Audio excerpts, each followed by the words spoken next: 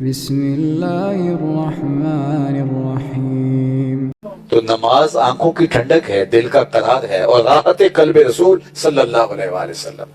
میں اور آپ اگر عاشق رسول اپنے آپ کو قرار دیتے ہیں تو پھر اس کی مناسبت دیکھیں کہ نماز کے لیے ہمارے دل میں رجحان کیسا ہے۔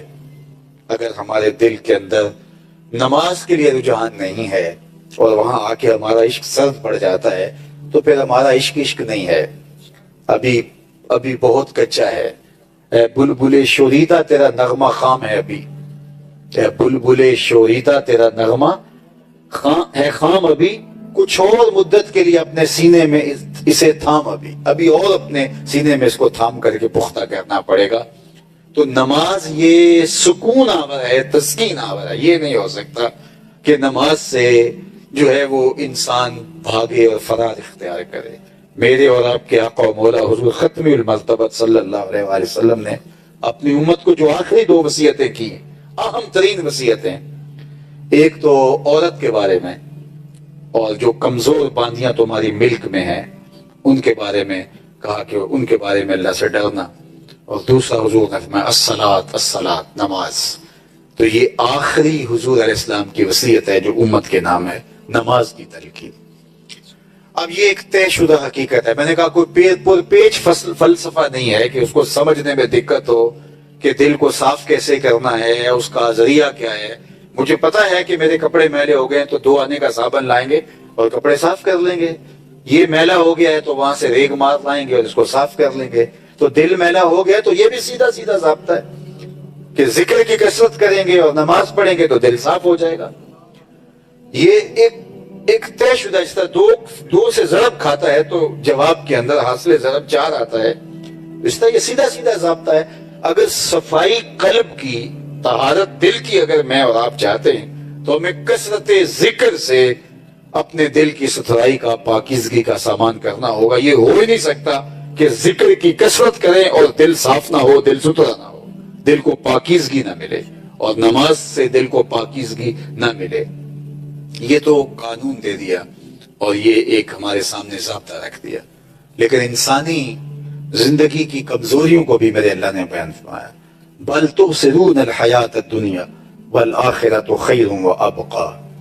اصل مسئلہ کیا ہے کہ تم اس کی طرف متوجہ کیوں نہیں ہوتے ہو؟ تمہارے سامنے بالکل سیدھا 2 ٹوک ضابطہ موجود ہے اپنے باطن کی ستھرائی کا، اپنے اندر کو صاف رکھنے کا، لیکن تم اتنی محنت اس کے لیے نہیں کرتے جتنی تم دوسری چیزوں کے حصول کے لیے کرتے ہو۔ تو کہا کہ بل تؤثرون الحیات الدنیا، تم جیتی دنیا کے پیچھے بھاگتے ہو، والآخرۃ خیر وابقیٰ، اور آخرت بہتر بھی ہے اور دائمی بھی ہے۔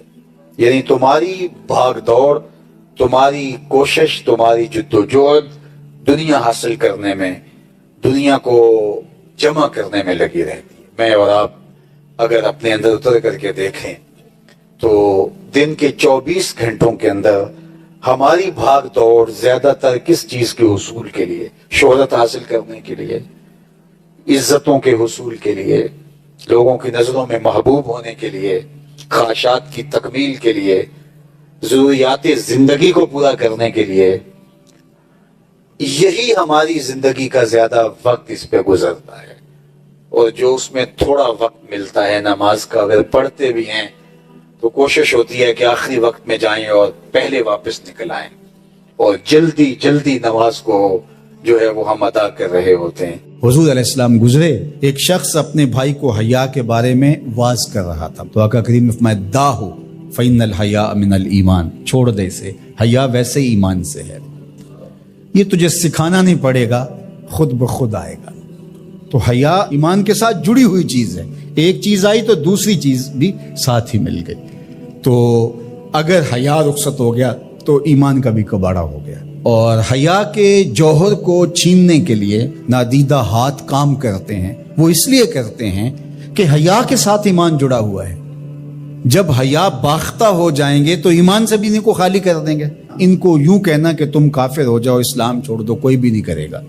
تو بہتر نہیں ہے کہ ان کو حیا سے خالی کر دیں، تو وہ پیچھے ساتھ ہی چلی آئے گی چیز۔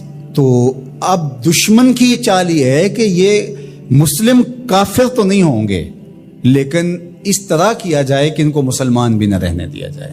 اب یہ جو کچھ ہوا ہے، ایک قانون پاس کر لیا گیا اور مردوں اور عورتوں نے اپنی جنس تبدیل کرنا شروع کر دی، اور لوگوں کو پتہ اس وقت چلا جب 29,000 لوگ جو ہے وہ اپنی جنس تبدیل کر چکے تھے، مردوں سے عورت اور عورتوں سے مرد۔ اور اس کے جو دور رس نتائج ہیں اور اس کے منفی اثرات ہیں، ایک عورت اگر اپنی جنس تبدیل کر لیتی ہے تو کل وراثت کے اندر وہ پورا حق لے گی، اس لیے کہ اس کے شناختی کارڈ کے اوپر جو ہے وہ مرد لکھا ہوا ہے۔ ایک مرد جو ہے وہ خاتون بن جاتا ہے تو وہ عورتوں کے واش روم میں گھس جائے اور پھر کوئی خرابی پیدا ہوتی ہے، اس کے بعد اس کو گرفتاری نہیں کیا جا سکتا، وہ کہ میں تو عورت ہوں، یہ تو ممکن ہی نہیں ہے۔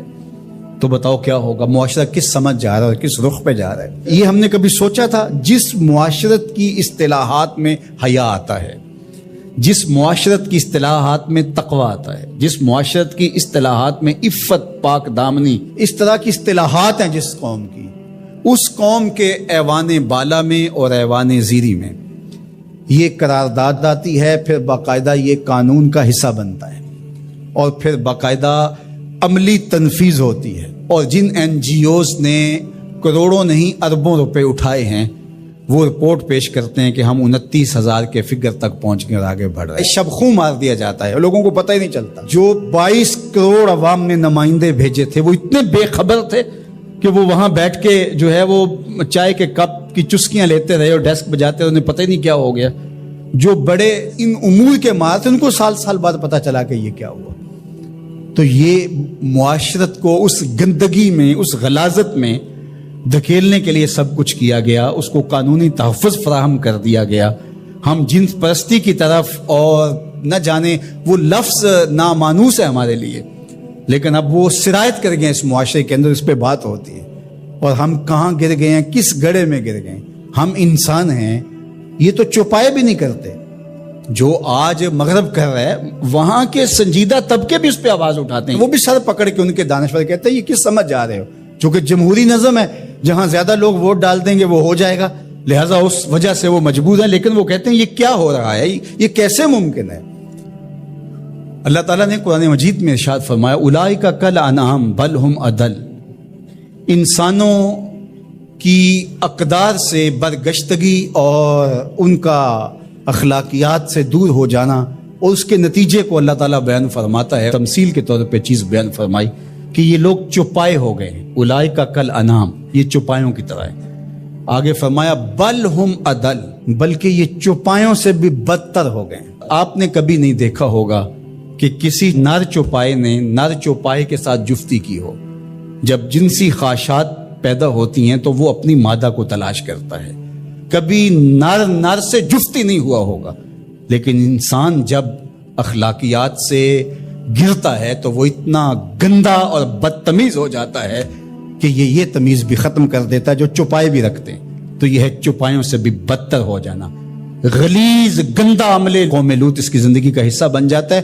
اور بندے کے پلے بچتا کیا ہے، اس کے پاس رہتا کیا ہے جب وہ اتنا غلیظ ہو جائے؟ اس کی روح بھی زخمی ہو جاتی ہے، اس کا باطن اور ضمیر بھی داغ ہو جاتا ہے جب اس کی نظر میں غلاظت آتی ہے، اچھی جائے کہ وہ عملی طور پہ غلاظت کے اس درجے پہ پہنچ جائے۔ تو یہ چوپایا نہیں قرآن نے کہا، بلکہ چوپایوں کے ہاں بھی ایک تہذیب کا درجہ ہے، اس کو کراس وہ بھی نہیں کرتے، لیکن یہ چوپایوں سے بھی بدتر ہو گئے۔